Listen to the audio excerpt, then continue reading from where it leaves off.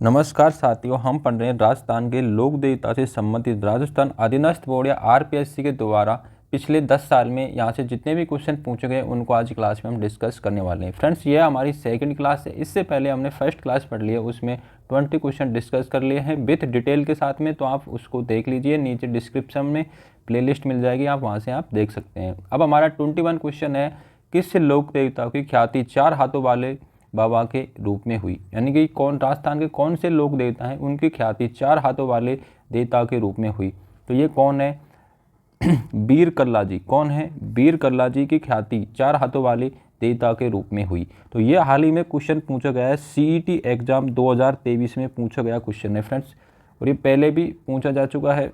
ये क्वेश्चन पूछा गया था पटवारी एग्जाम 2011 में, और लेकिन इसको फिर पुनः दोबारा 2023 में कौन से एग्जाम में पूछ लिया? सीईटी, जो कि 7 तारीख को एग्जाम हुई थी, उसकी फर्स्ट शिफ्ट में, मॉर्निंग शिफ्ट में पूछा गया था। तो चित्तौड़गढ़ के यदि आपसे पूछ रहे बीर कल्ला जी की छतरी कहाँ पर है, तो ये कहाँ पर है? चित्तौड़गढ़ दुर्ग में बीर कल्ला जी की छतरी बनी हुई है। बीर कल्ला जी चित्तौड़ के तीसरे शाखे, यानी कि हम कह सकते हैं 1567-68 में चित्तौड़ का तीसरा शाखा हुआ था। उस समय अकबर से लड़ते हुए वीर गति को प्राप्त हुए थे। कौन हो गए थे? बीर कल्ला जी राठौर। चलिए बढ़ते हैं अगले प्रश्न की ओर। गोंगा जी के गोंगा मेड़ी में लगने वाले मेले का भारतीय तिथि क्रम के अनुसार महीना है, यानी आपको हिंदी महीने का नाम बताना है।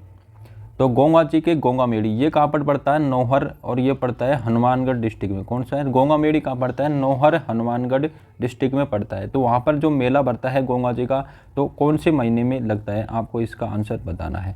तो ये मेला लगता है भाद्रपद। कब लगता है? भाद्रपद कृष्ण नवमी को। कब लगता है? भाद्रपद कृष्ण नवमी को गोंगा जी का मेला लगता है। कहाँ लगता है? नौहर, हनुमानगढ़ में। भाद्रपद कृष्ण नवमी को किस नाम से जाना जाता है? इसको जाना जाता है गोंगा नवमी के नाम से जाना जाता है। किसके नाम से जाना जाता है? भाद्रपद कृष्ण नवमी को गोंगा नवमी के नाम से जाना जाता है। अगला प्रश्न है, राजस्थानी लोकगीतों में गाए जाने वाला नेतल का बरतार किस लोक देवता के रूप के संदर्भ में है? आपको इस क्वेश्चन को एक बार समझना होगा। यानी कि जो राजस्थानी लोकगीत होते हैं उसमें नेतल देव का बरतार एक लोक देवता के, किस लोक देवता के संदर्भ में?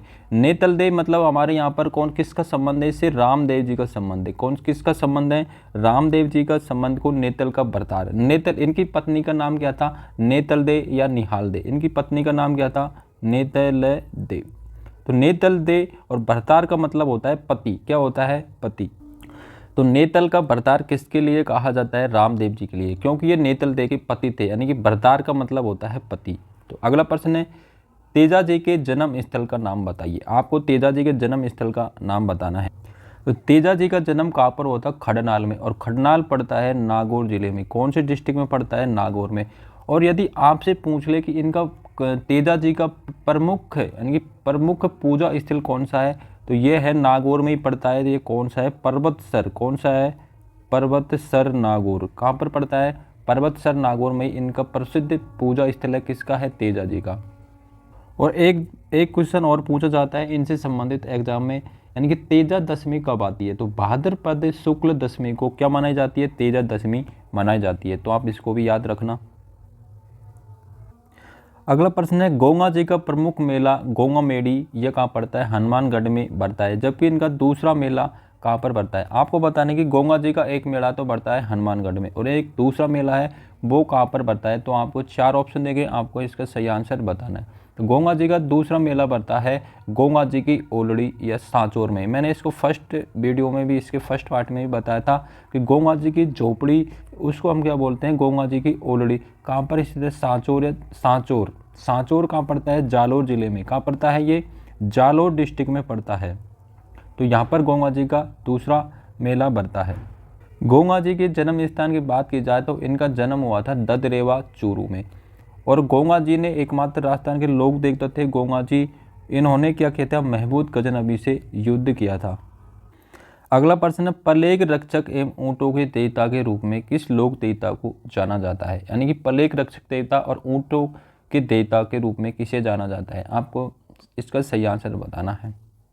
तो इसका सही आंसर होगा पाबू जी। पाबू जी को प्लेग रक्षक देवता या ऊँटों के देवता के रूप में जाना जाता है। तो इसके पाबू जी के उपनाम हैं लक्ष्मण का अवतार, ऊँटों का देवता, प्लेग रक्षक देवता। इनका जन्म कहाँ पर हुआ था? तो इनके जन्म की बात की जाए तो 1239 ईस्वी में जोधपुर के कहाँ पर हुआ था? फलोदी तहसील में। और गांव कौन सा है? कोल्लू गांव में। जोधपुर की फलोदी तहसील के कोल्लू गांव में इनका जन्म हुआ था। अगला प्रश्न है, लोक देवता रामदेव जी ने किस सन में जीवित समाधि ली थी? राजस्थान के एकमात्र लोक देवता जिन्होंने जीवित समाधि ली थी।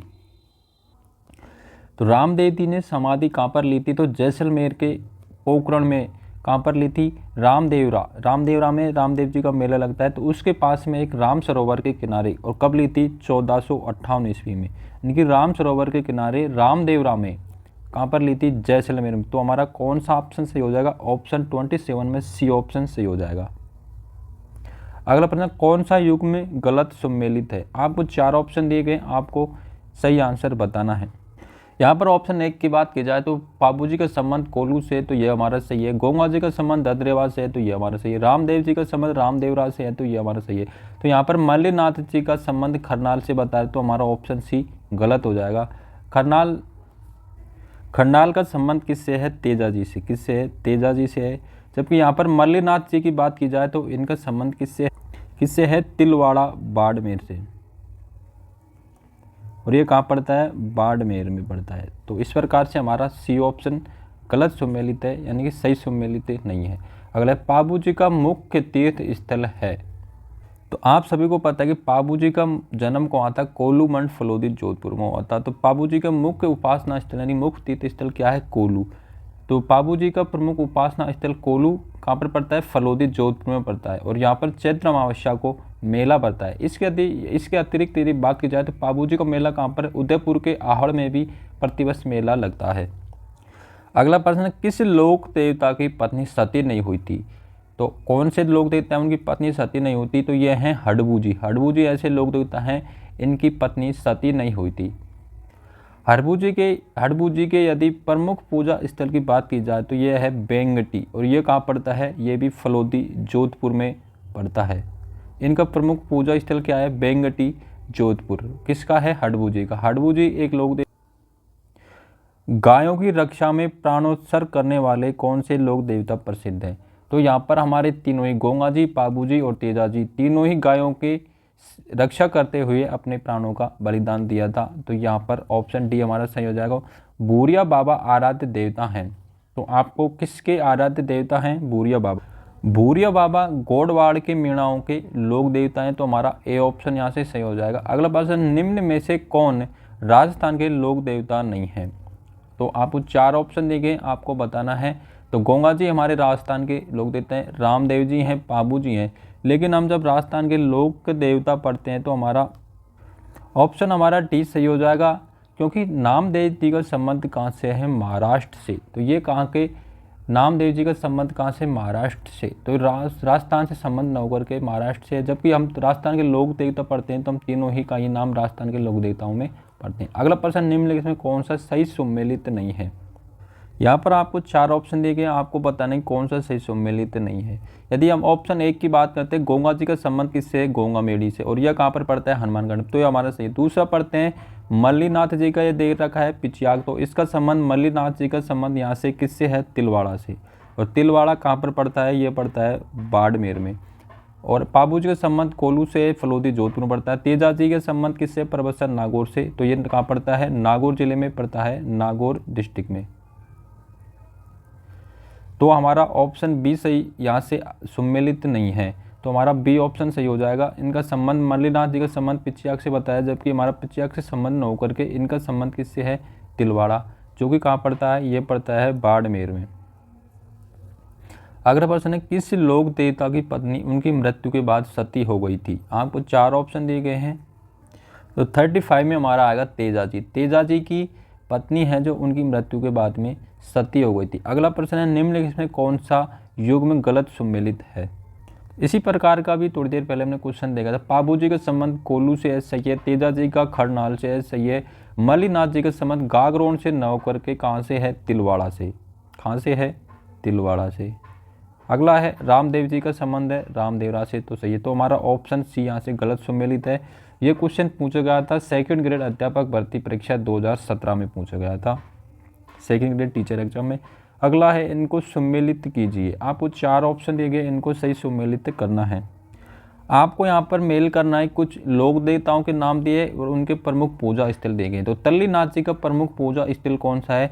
पंचोटा गांव जालोर में। तो हमारा ए में क्या आ जाएगा? ए में 1 आ जाएगा। अब यदि देखते हैं बी देखते हैं, तो बी में हम देखते हैं कि तेजा जी का प्रमुख पूजा स्थल कौन सा है? तो पर्वतसर नागौर है। तो हमारा बी ऑप्शन सही हो जाएगा। तो बी में क्या आएगा? तो बी में हमारा 2 आएगा। यदि हम देखते हैं तीसरा, देव नारायण जी का प्रसिद्ध पूजा स्थल कौन सा है? तो देव नारायण जी का प्रसिद्ध पूजा स्थल है आसिंद, जो कि कहाँ पड़ता है? भीलवाड़ा में। तो हमारा सी में क्या आएगा? सी में हमारा आएगा चौथा नंबर का ऑप्शन आएगा।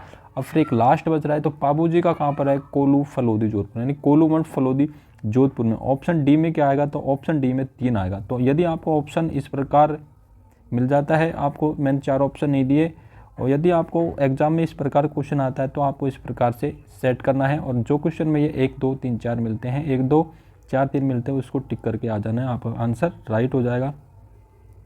एक बार और देख लेते हैं, तल्ली नाथ जी का प्रसिद्ध पूजा स्थल कहाँ पर है? तीर्थ स्थल कहाँ पर है? पंचोटा गांव कहाँ पड़ता है? जालोर में। तेजा जी का कहाँ है? पर्वतसर नागौर में। देवनारायण जी का कहाँ पर है? आसिंद भीलवाड़ा में। और पाबू जी का कहाँ पर है? कोल्लू फलोदी जोधपुर में। अगला प्रश्न है, राजस्थान में ऊंट के बीमार होने पर किस लोक देवता, यहाँ पर मिस्टेक को यहाँ पर पूजा हो रहा था बीच में, यानी कि ऊंट बीमार होने पर किस लोक देवता की पूजा की जाती है? तो आप सभी को पता है कि ऊंट का संबंध किससे है? पाबू जी से। तो हमारा डी ऑप्शन सही हो जाएगा, 38 में डी। ऊंट पालक जाति कौन सी है? राइका या रेवारी जाति है। पाबू जी को अपना क्या मानती है? आराध्य देव मानती है। और पाबू जी के भोवे रावण हत्यावाद यंत्र से पाबू जी की फड़ का वाचन करते हैं। और कब करते हैं? ऊंट बीमार हो जाने पर। तो हमारा ऊंट बीमार हो जाने पर किस देवता की पूजा की जाती है? तो ऑप्शन आएगा डी हमारा, यानी कि पाबू जी की पूजा की जाती है। क्षेत्रपाल राजस्थान की संस्कृति में एक महत्वपूर्ण पहलू रहा है, यानी कि क्षेत्रपाल से आप क्या समझते हैं? तो ये पूछा गया था फ्रेंड्स आरएएस एग्जाम 2015 में पूछा हुआ क्वेश्चन है, प्रीलिम्स में पूछा हुआ क्वेश्चन है कि क्षेत्रपाल राजस्थानी संस्कृति में एक महत्वपूर्ण पहलू है। तो ये किस चीज़ का इंडिकेशन देता है? हमको इंडिकेशन देता है क्षेत्रपाल, तो वो किस चीज़ का है? एक उपासक के रूप में, एक संत के रूप में, एक ग्राम देवता के रूप में, एक ग्राम अधिकारी के रूप में। तो क्षेत्रपाल का है कि एक ग्राम देवता के रूप में हमें इंडिकेशन देता है राजस्थानी संस्कृति के अकॉर्डिंग। अगला है सम्मिलित कीजिए। लोक देवता है एक साइड में, तो एक साइड में लोक देवता या देवी दी गई हैं और उनका संबंध बताना है कि उनका संबंध किससे है। तो हम यदि देखते हैं एक ऑप्शन देखते हैं, कल्ला जी का संबंध किससे है? तो कल्ला जी का संबंध है भूत प्रेत से। किससे है? भूत प्रेत से संबंध रखते हैं। यदि हम बात करते हैं तो गोंगा जी, तो आप सभी को पता है गोंगा जी का संबंध किससे गोंगा जी का प्रतीक क्या है? सर्प से। गोंगा जी का संबंध किससे है? सर्प। यानी कि हम ये भी कह सकते हैं कि गोंगा जी का जो प्रतीक होता है, यानी गोंगा जी का प्रतीक किसका होता है? सर्प का होता है। और आप सभी को करणी माता देशनोक बीकानेर में, वहाँ पर क्या सफ़ेद चूहे पाए जाते हैं, तो करणी माता का संबंध किससे हो जाएगा? चूहा से। और इसी प्रकार देखते हैं, अभी हमने देखते हैं पाबू जी का संबंध किससे? ऊँट से, यानी ऊँट बीमार हो जाने पर पाबू जी की पूजा की जाती है। तो और एक कल्ला जी हैं जो भूत प्रेत, यानी किसी इंसान के भूत प्रेतों से परेशान, तो इस प्रकार उनका संबंध होता है, इनसे परेशान होता है, तो यहाँ पर देवता इनका इलाज करते हैं। तो यहाँ पर हमारा क्या आएगा? 4 1 2 3। तो इस प्रकार हमारे 4 ऑप्शन सही जाएंगे। यदि आपको इस प्रकार कोई ऑप्शन मैंने दिए नहीं तो एग्जाम में दिखता है, तो आप इस प्रकार टिक कर देंगे। तो ये एग्ज़ाम पूछा गया था लाइब्रेरियन, किस एग्ज़ाम में पूछा गया था? लाइब्रेरियन एग्ज़ाम 2020 में पूछा गया क्वेश्चन है कि लाइब्रेरियन की एग्ज़ाम 2020 में लगी थी, उसमें पूछा गया था। तो आपको बताना है कि संबंध देखने की कौन सा देवता किससे संबंध रखता है। तो गोंगा जी को पता है, आपका प्रतीक सर्प होता है, करणी माता के चूहे होते हैं, पाबू जी का संबंध ऊँट से होता है, और कल्ला जी का, यानी कि जो इंसान भूत प्रेतों से परेशान होता है उसको कहाँ पर ले जाते हैं? कल्ला जी के पास। अगला है लोक देवता तेजाजी महाराज का पवित्र तीर्थ स्थल बांसी दुगारी कहाँ पर स्थित है? ये तेजाजी महाराज का पवित्र स्थल है, कौन सा है? बांसी दुगारी। ये कौन सी डिस्ट्रिक्ट में स्थित है? ये पूछा गया था पुलिस कांस्टेबल 2013 में। किस में पूछा गया था? पुलिस कांस्टेबल 2013 में पूछा गया था। तो बांसी दुगारी कौन से डिस्ट्रिक्ट में? तो आपको बै से याद करना है, बां से क्या आता है? बै से क्या बनता है? बूंदी। तो कौन से डिस्ट्रिक्ट में हो जाएगा? बूंदी डिस्ट्रिक्ट में। तो बांसी तुगारी का संबंध किस लोक देवता से है? तेजाजी से। और ये कौन से डिस्ट्रिक्ट में पड़ता है? बूंदी डिस्ट्रिक्ट में। फ्रेंड्स, हमने जो हाल ही पिछले 5 से 7 ईयर में लोक देवताओं से संबंधित राजस्थान अधीनस्थ बोर्ड या आरपीएससी के द्वारा जितने भी क्वेश्चन पूछे गए उनको आज की क्लास में हमने सॉल्व कर लिया। हमने यहाँ पर टोटल 41 क्वेश्चन पढ़े हैं। फ्रेंड्स, इसी प्रकार यहाँ पर जितने भी राजस्थान के टॉपिक बनते हैं, आर्ट्स एंड कल्चर, हिस्ट्री के जितने भी सारे पूरी टेस्ट सीरीज चला रखी है, आप अंदर जाके प्लेलिस्ट में देख लें, वहाँ से आपको पूरे प्रीवियस ईयर के सॉल्व पेपर मिल जाएंगे। आए हुए एग्जाम में सारे टॉपिक वाइज क्वेश्चन मिल जाएंगे। यदि फ्रेंड्स आपको वीडियो अच्छा लगता है तो एक बार लाइक कर दीजिए और चैनल को सब्सक्राइब कर लीजिए।